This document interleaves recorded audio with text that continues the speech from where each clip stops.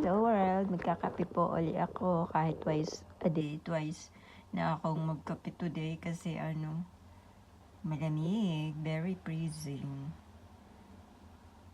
Tapos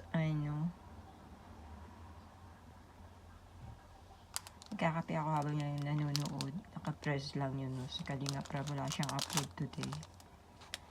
Tapos meron kaming bread na ganito pang giveaway sa 40 days ni Tita. Matagal na 40 days si Tita, pero bukas lang gaganapin yung padasal sa church, pang giveaway ito sa church. Ayan, ang dami yan.